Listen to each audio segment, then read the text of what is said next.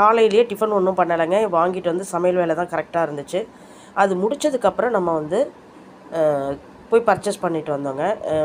ரோஷனில் போய் திருச்சியில் பேக் வாங்கிட்டு அப்படி டிமார்ட்டுக்கும் போயிட்டு வந்தோம். அவங்க ஸ்கூல் ஐட்டம்ஸ்லாம் நிறையா வாங்கினாங்க. அந்த கேப்பில் நான் வந்து கொஞ்சம் அங்கே இருக்கக்கூடிய வெசல்ஸ் எல்லாம் ரேட் என்னங்கிறத நான் எடுத்து காமிச்சிருக்கேன். தொடர்ந்து ஸ்கிப் பண்ணாமல் இந்த வீடியோவை பாருங்கள். நம்ம வாங்கிட்டு வந்ததெல்லாம் இங்கே வந்து நான் எடுத்து வச்சுருக்கேன். முதல்ல என்ன பண்ணிட்டோம், அரிசி வந்து சாப்பாட்டுக்கு நல்லா 2 அலசி ஊற வச்சிட்டோங்க. அது ஊறிட்டுருக்கட்டும். இறால் பார்த்திங்கன்னா நல்ல பெருசு. ஆனால் எங்கள் ஊர்லலாம் பார்த்திங்கன்னா நிறைய ரேட்டு. மீன்பிடி தடைக்காலம்ங்கிறதுனாலையோ என்னமோ தெரியல, அவங்க அப்படி சொன்னாங்க. 460 ரூபாங்க கிலோ. இறால் 460 ரூபா, நண்டு 460 ரூபா. நாங்கள் ரெண்டுலேயும் ஆஃப் கேஜி வாங்கிக்கிட்டோம். மீன் வந்து 220 ரூபா. அதில் ஒரு 1 கேஜி வாங்கிக்கிட்டோம். சங்கரா மீன் தான் இருந்துச்சு, நாங்கள் அதை வாங்கலை, பிள்ளைங்களுக்கு முள் இருக்குன்னு வளப்பு கண்டையில் வாங்கிக்கிட்டோங்க. இப்போ பாருங்கள், சாதத்தை நம்ம வச்சுட்டோம் குக்கரில். மீன் குழம்புக்கு உண்டான புளி வந்து ஊற வச்சாச்சுங்க. எப்போது பிள்ளைங்க வந்திருக்கும் போது நம்ம செய்கிறது தாங்க. நல்ல ஃப்ரெஷ்ஷான மீனுங்க. இப்போ மீனெல்லாம் நல்ல புதுசான மீன். ஏரியில் வளர்ப்பாங்க இல்லைங்களா, நம்ம ஊரை சுற்றிலாம் நிறைய ஏரி இருக்குங்க. அங்கே வளர்க்குற மீன் தாங்க இது வந்து கடல் மீன் கிடையாது. கடல் மீன் வந்து அதான் சொல்கிறேனே, சங்கரா மட்டும்தான் இருந்துச்சு, அதனால் நாங்கள் அதை வாங்கலை.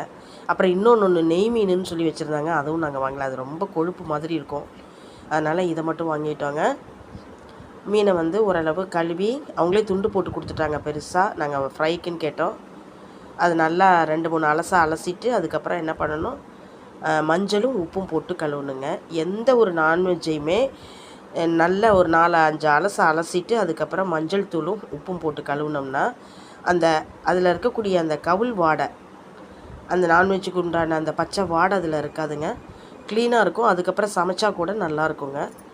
ஒரு சில இடங்களில் வந்து மஞ்சள் போட மாட்டாங்க. ஒரு சில இடங்களில் மஞ்சள், உப்பு ப்ளஸ் தயிர் கூட ஊற்றி நல்லா ஊற வச்சு நல்லா பிசைஞ்சு கழுவுவாங்க சிக்கன்னா கூட. நம்ம பாப்பா வீட்டில் அடிக்கடி செய்வாங்க, அதனால் நான் அதை பார்த்து தெரிஞ்சுருக்கேன்.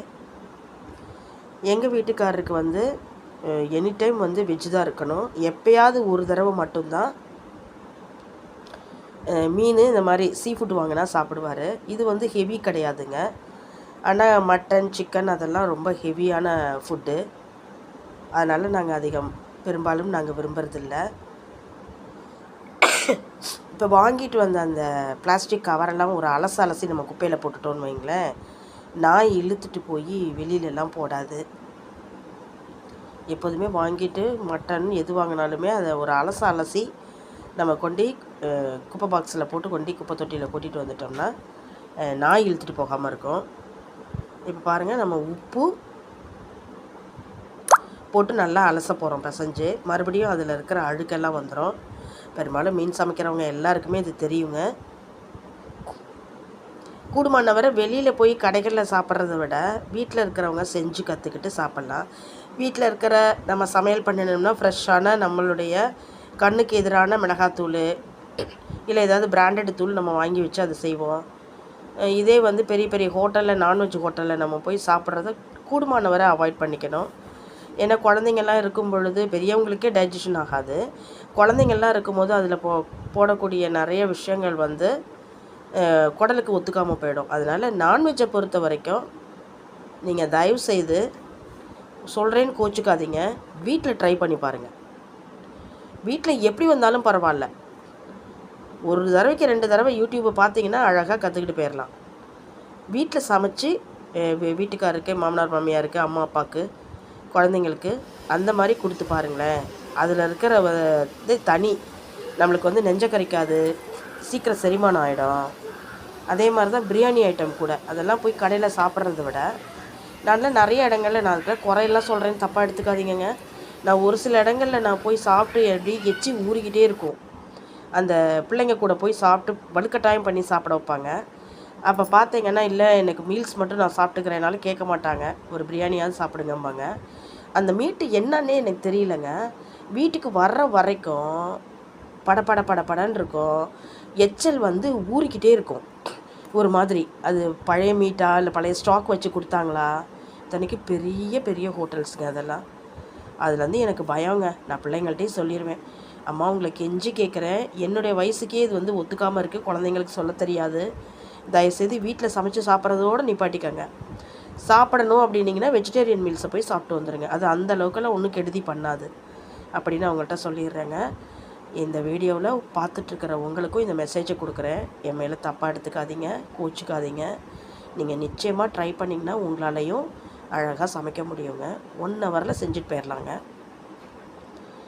இப்போ பாருங்கள், நம்ம வந்து மிளகாத்தூள் இந்த மசாலாவில் எண்ணெய் ஊற்றி பிசைஞ்சிருக்கோம். தண்ணி ஊற்றுறத விட எண்ணெய் ஊற்றி பிசைஞ்சு நல்லா ஒரு மணி நேரம் ஃபேன் காற்றுல காய வச்சிட்டோம்னா அதுக்கப்புறம் நம்ம ஃப்ரை பண்ணி எடுத்துக்கலாம்.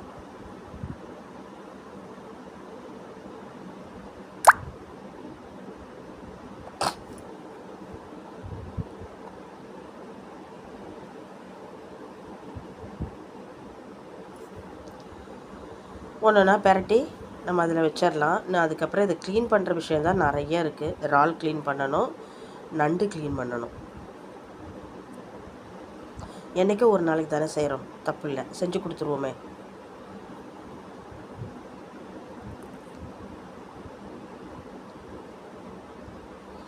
அப்படி ஃபேன் காற்றுல நம்ம ஆற வச்சிடலாம்.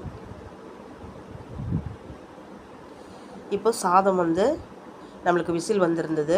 அதை என்ன பண்ணும், ரிமூவ் பண்ணிவிட்டு ஸ்ட்ரீம் போனதுக்கப்புறம் ஒரு பாத்திரத்தில் எடுத்து நீட்டாக கொட்டி வச்சிட்டோங்க. குக்கர்லேயே நம்ம வச்சுருந்தோன்னு வைங்களேன், அந்த சாதத்தை உடனே ட்ரான்ஸ்ஃபர் பண்ணிடணும். குக்கர்லேயே வச்சுருந்தோம்னா அந்த ஹீட்டுக்கு இந்த சாதம் ஓரத்தில் இருக்கிறதெல்லாம் காஞ்சி போயிடும். அப்படியே ஒரு பாத்திரத்தில் கொட்டி அழகாக வலித்து ஒரு நீட்டாக மூடி வச்சிட்டோம்னா சாதம் காயாது. சாதம் காஞ்ச சாதம் வயிற்றுக்குள்ளே போச்சுன்னா ரொம்ப மோசம், வயிற்றையே குடல்களையே கிழிச்சிரும். சமையலுங்கிறது ஒரு கலை தாங்க, ஆனால் அதை எந்த அளவுக்கு பாதுகாப்பாக செய்யணுமோ அந்த அளவுக்கு பாதுகாப்பாக செய்யணும். ஒரு டேஸ்ட்டும் இருக்கணும். டேஸ்ட்டு கூட முன்ன பின்ன இருந்துச்சுன்னு வைங்க, அதை பற்றி இல்லை, ஆபத்து விளைவிக்காமல் இருந்தால் அது போதும். நம்ம வீட்டில் சமைக்கிறதே நம்மளுக்கு வந்து ஆபத்துகளை உண்டு பண்ணிடுச்சுன்னா அது பிரயோஜனம் இல்லைல்ல. ரொம்ப போர் அடிக்கிறேன்னு நினச்சிக்காதீங்க. எனக்கு தெரிஞ்ச சில விஷயங்களை, நான் என் பிள்ளைங்களுக்கு கற்றுக் கொடுத்த சில விஷயங்களை நான் உங்கள்கிட்ட சொல்கிறேன். நண்டு கூட அப்படி தாங்க. நாங்கள் எப்போதுமே வந்து மீன் மட்டும்தான் கட் பண்ணி வாங்கிட்டு வருவோம். நான் அங்கே க்ளீன் பண்ண விட மாட்டேன். ஏன்னா நானே க்ளீன் பண்ணிக்குவேன்னு எனக்கு தெரிஞ்சதுனால நான் பண்ணிக்கிட்டேன். ஏன்னா 460 ரூபா 500 சொல்கிறாங்க பக்கமாக.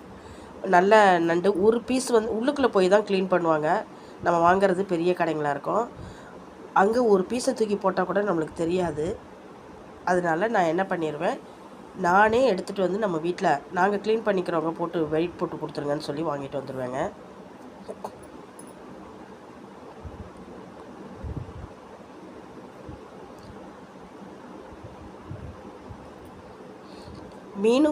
மீன் வந்து தலை அந்த வால் இருக்குது பாருங்கள், அதை போட்டு குழம்பு வச்சுருவோம். இதையும் கிரேவி அல்லது குழம்பு மாதிரி வச்சுருவோங்க. மீன் அதுக்கப்புறம் அந்த உடல் பகுதியை வந்து ஃப்ரானை ஃப்ரையும் பண்ணிவிட்டு ரசம் வச்சிடணுங்க. எவ்வளோ சீக்கிரம் முடியுமோ அவ்வளோ சீக்கிரம் சமையலை முடிச்சுட்டு நம்ம பிள்ளைங்களுக்கு உண்டான ஐட்டங்களை பர்ச்சேஸ் பண்ணுறதுக்கு போகணும்.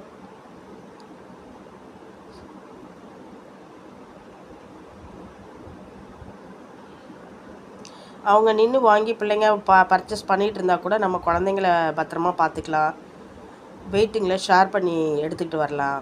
நிச்சயமாக அதுக்காக தான் நம்ம போகிறதுங்க அவங்க கூட.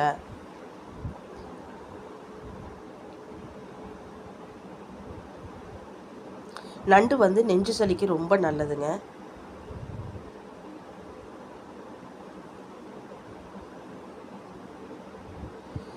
பெரும்பாலும் சீ ஃபுட்டையும் கொடுத்து பழகுங்க. இந்த பிராய்லர் சிக்கன்ஸ் எல்லாம் வந்து கொடுக்கலாம், எனி டைம் கொடுக்க வேண்டாம், எப்போயோ ஒரு டைம் கொடுங்க. அதெல்லாம் வந்து உடம்பு வந்து ரொம்ப, குழந்தைங்களுடைய உடம்பே பாருங்கள் ரொம்ப பெருத்துக்கிட்டு போகுது. அந்த ஒரு லீனாக இருக்கக்கூடிய பாடி ஸ்டாமினாவோடு இருக்கிற குழந்தைங்க ரொம்ப ரேராக இருக்குது. நம்ம பார்க்கக்கூடிய குழந்தைங்க ரொம்ப ஃபேட்டாக தான் இருக்காங்க. அதுக்கு காரணம் நான் நினைக்கிறேன் பிராய்லர் கோழி தான். நாட்டுக்கோழி வாங்கி சமைக்க முடிஞ்சதுன்னா நாட்டுக்கோழி வாங்கி சமைச்சு கொடுங்க. 1/2 கிலோ வாங்குகிற இடத்துல 1/4 கிலோ மட்டன் வாங்கினா கூட போதுங்க. ஒரு நீருக்கு ஒரு குழம்பு ஒன்று வச்சுட்டு ரசம் வச்சுட்டு அதெல்லாம் பத்துதாங்க. ஒரு நாளைக்கு ஆட்டு கால் வாங்கி சூப்பு வச்சு குழம்பு வச்சுக்கலாம். கூடுமானவரை பிராய்லர் சிக்கன் அவாய்ட் பண்ணிக்கலாம். என்றைக்கும் ஒரு நாளைக்கு நம்ம செய்யறதுலாம் கிடையாது. ஆனால் வாரந்தோறும் நம்ம வந்து சிக்கன் வாங்கி சமைக்கிறத கொஞ்சம் அவாய்ட் பண்ணிக்கோங்க.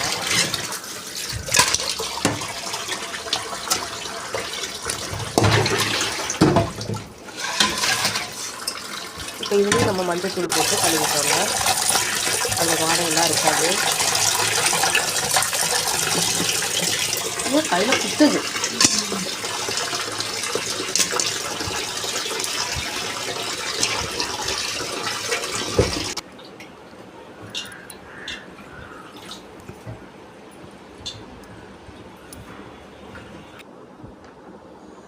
இறால் பார்த்திங்கன்னா ஒரே மண்ணுங்க, மணல். அதை கையை வச்சு க்ளீன் பண்ணுறதுக்கு எனக்கு கையிலலாம் குத்துச்சு. அதனால தான் டேப்பை திறந்து விட்டு ஒரு கடாயில் வச்சுட்டு இந்த பூந்தி கரண்டி இருக்கு பாருங்கள், அதால் அள்ளுறேன் நான். அவ்வளோ மண்ணுங்க அதில்.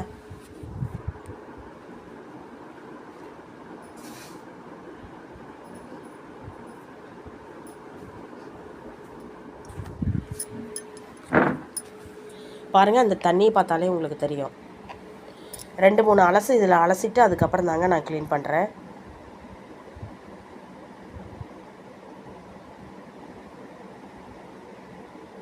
வலிக்கிட்டு போகுது.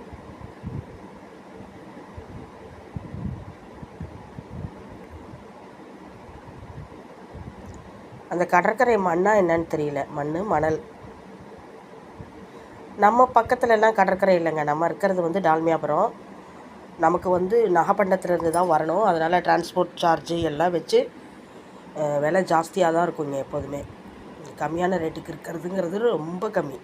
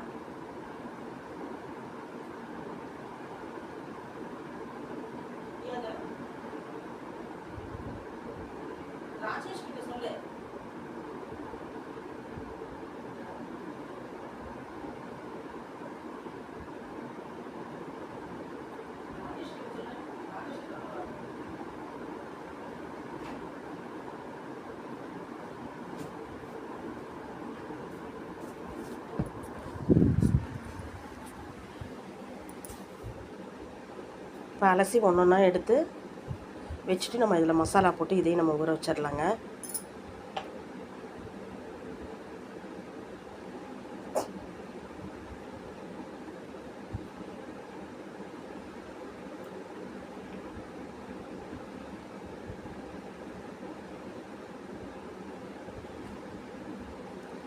மஞ்சத்தூள், உப்பு, இதுக்கு வந்து இஞ்சி பூண்டு பேஸ்ட்டு போட்டுக்கணும், மிளகுத்தூள் போட்டுக்கணும். ஏன்னா இது வந்து கொஞ்சம் வாயு சம்மந்தப்பட்டது.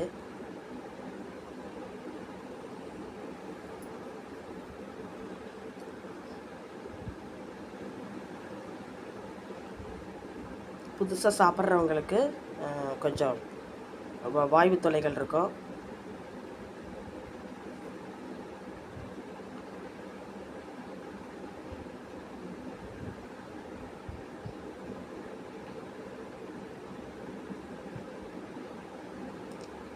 இப்போ மீன் ரெடி ஆகிடுச்சுங்க. நம்ம மீனை ஒவ்வொன்றா ஃப்ரை பண்ணி எடுத்துடலாம்.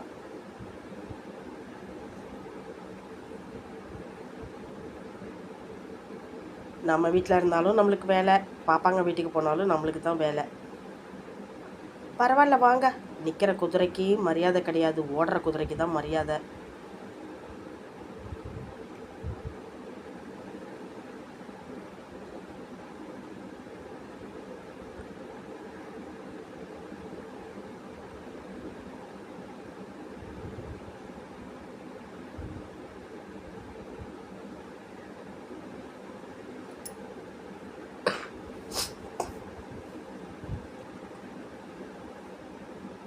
உடம்பு நல்லா இருந்துட்டா நம்ம எவ்வளோ வேணாலும் வேலை செஞ்சுருவேங்க. அப்பப்போ அடிக்கடி உடம்பு பிரச்சனை வருது, அதனால தான் யோசிக்க வேண்டியிருக்கு. மற்றபடி ஒன்றும் இல்லைங்க. இதெல்லாம் சாதாரண வேலை தான், நமக்கு ஓடுற ஓட்டத்தில் செஞ்சுட்டு போயிடுவோம்.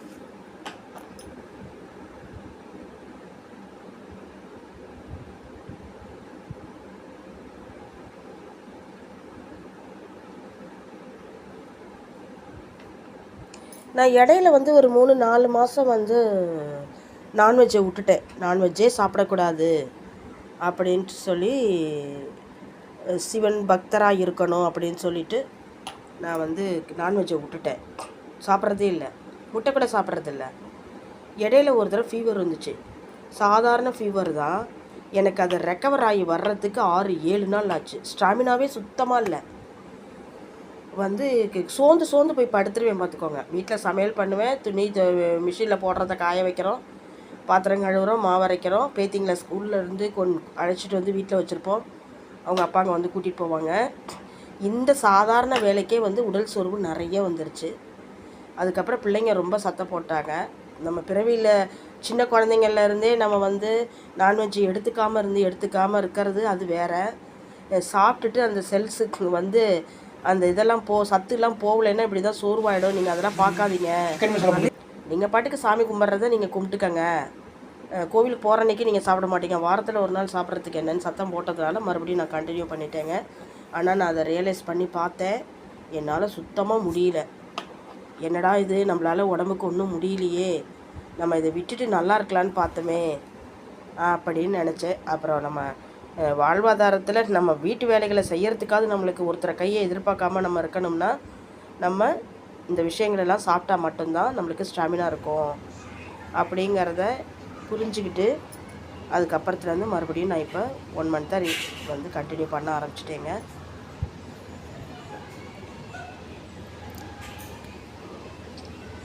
அதில் என்ன மாதிரி இருக்கிற ஒரு 50 வயசுக்கு மேற்பட்டவங்களுக்கு சீ ஃபுட்டு வந்து ரொம்ப சீக்கிரம் செரிச்சிடும், ரொம்ப ஹெவியாக இருக்காது.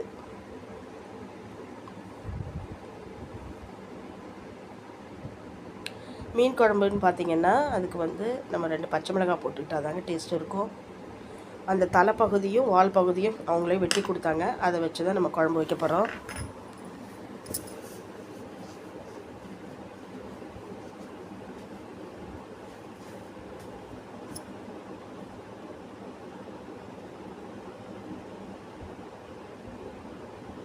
எல்லாத்தையும் அது கூட சேர்த்து நல்லா வதக்கிட்டு,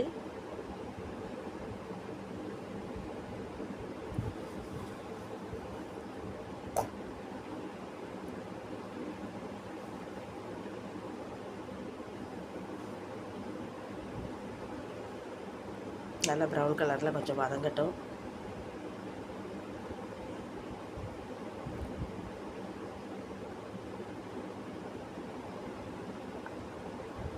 வெங்காயம் வதங்க தான் டேஸ்ட்டு.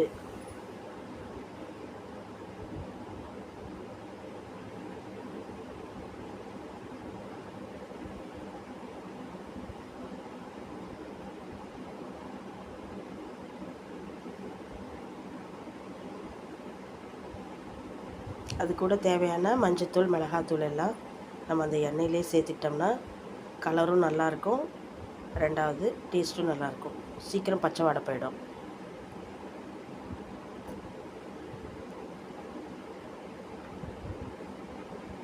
தக்காளியை மட்டும் நான் மிக்சியில் ஒரு ஓட்டி தாங்க போடுவேன் மீன் குழம்புக்கு.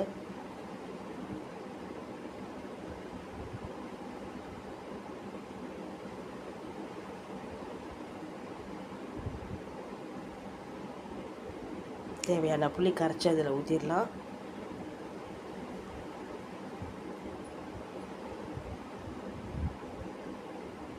உப்பு பார்த்து டேஸ்ட் பண்ணிவிட்டு மூடி வச்சிடலாங்க. அது நல்லா கொதிக்கிட்டோம்.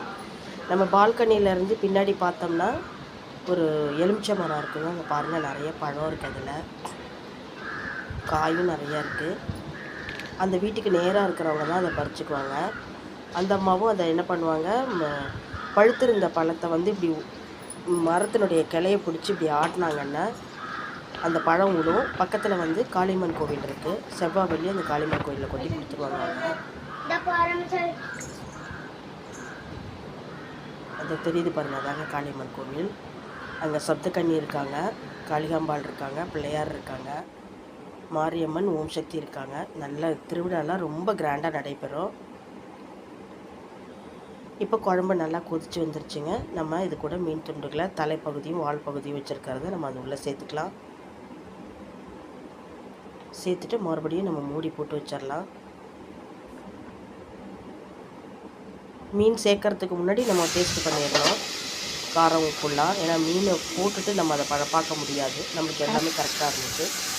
கரெக்டாக ஒரு 5 நிமிஷத்தில் மீன் நல்லா வெந்துருச்சுங்க.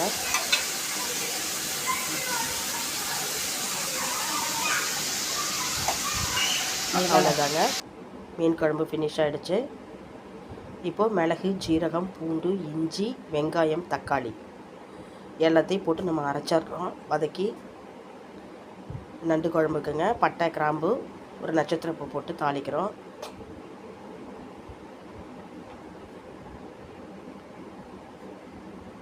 நண்டு கூட ரொம்ப வாய்வு தாங்க. இஞ்சி பூண்டு பேஸ்ட்டு நிறைய சேர்த்துக்கணும்.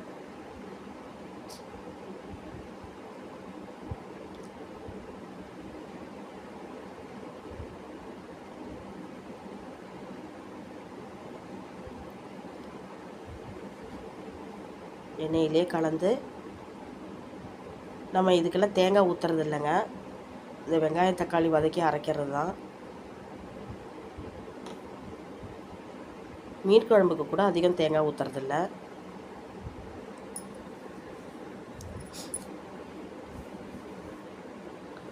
தேங்காயெலாம் ஊற்றினா குவான்டிட்டி ஜாஸ்தியாக இருக்கும். அடுத்த நாள் வரைக்கும் வச்சு சாப்பிட்ற மாதிரி இருக்கும். நம்ம அடுத்த நாள்லாம் அதை வச்சு சாப்பிட மாட்டோம்.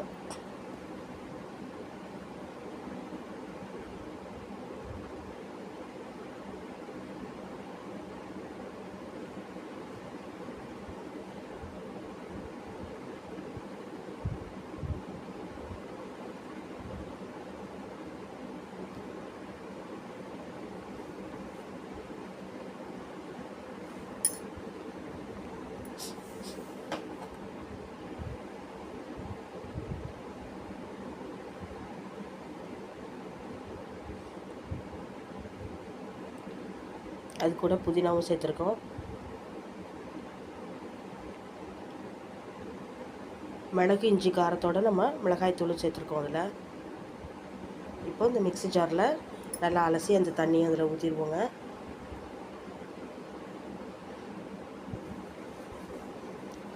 உப்பு காரமெல்லாம் போதுமான்னு டேஸ்ட் பண்ணிடுவோம். அது மூடி நல்லா கொதிக்கட்டும். வீட்டுக்கு பின்னாடி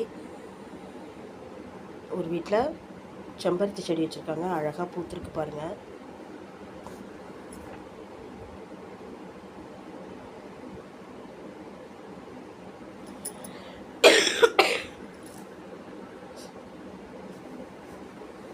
எங்கள் பேத்தி அந்த பூவெல்லாம் கேட்டால் குழம்பு கொதிக்கிற வரைக்கும் வந்து பறித்து கொடுத்துட்டு வரலான்னு வந்தேன்.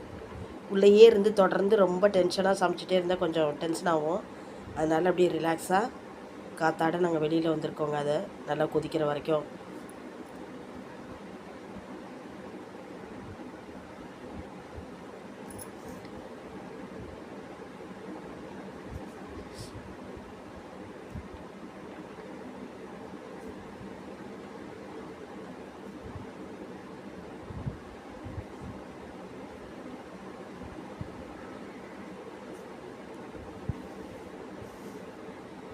இப்போ வாங்க வீட்டுக்குள்ளே போகலாம்.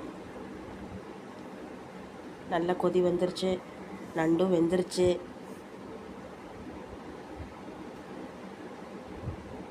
நல்லா பாயில் ஆகிட்டுங்க. அவ்வளோதான். சாப்பாடு எடுத்து வச்சுட்டு பரிமாறிட்டு அவங்களுக்குலாம் பரிமாறிட்டு அப்புறம் சாப்பிட்டுட்டு அது பர்ச்சேஸ்க்கு கிளம்புற வேலை தாங்க. பேக் வந்து திருச்சி ரோஷனில் வாங்கினோம்னா நல்லா இருக்குங்க. கிட்டத்தட்ட 2 இயர்ஸ் வரைக்கும் உழைக்குது. ஜிப்பு போகிறதில்ல. மற்ற எங்கே வாங்கினாலும் ஜிப்பு வீணாக போயிடுது.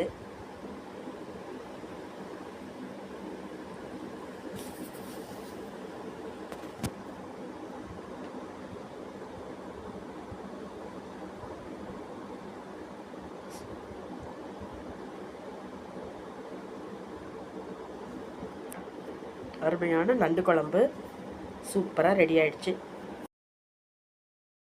போத்தீஸில் பாப்பா ஒரு புடவை எடுக்கணும்னு சொன்னாங்க.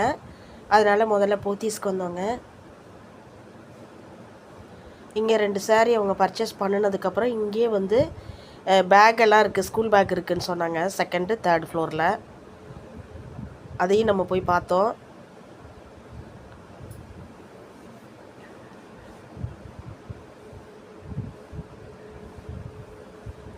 நான் அந்த சாஃப்ட் சில்க் மாதிரி இருக்குது, இது நல்லாயிருக்கு, இது வாங்குங்க பாப்பான்னு. ஆனால் அவங்க வந்து மைசூர் சில்க் தான் வாங்கினாங்க, சாஃப்ட் சில்க் வாங்கலை.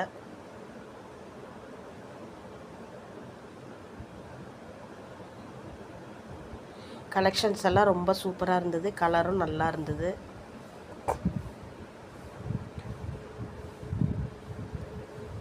எனக்கு இந்த சாரீ பேருங்கெல்லாம் எனக்கு அவ்வளோவா தெரியாது.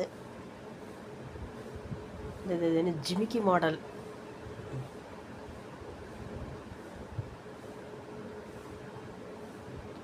இது பழைய அவுட் ஆஃப் ஃபேஷன்.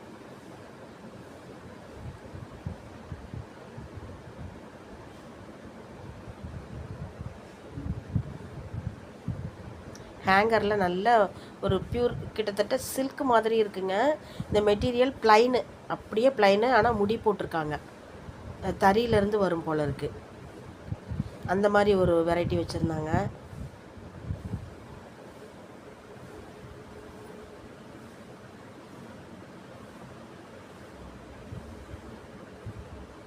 இது காட்டன் மிக்சடு போல் இருக்குது. ஆனால் இந்த சாரீ பார்க்க அழகாக இருந்தது, ஸ்டிஃபாகவும் இருக்குது.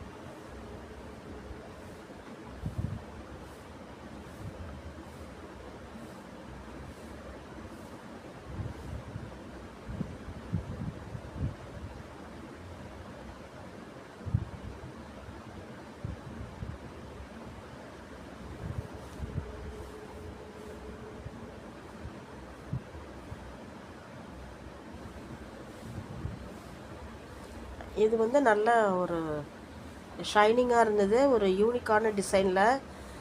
சாரீ மெட்டீரியல் கூட ஒரு புதுவிதமாக இருந்துச்சுங்க. இது பேரெல்லாம்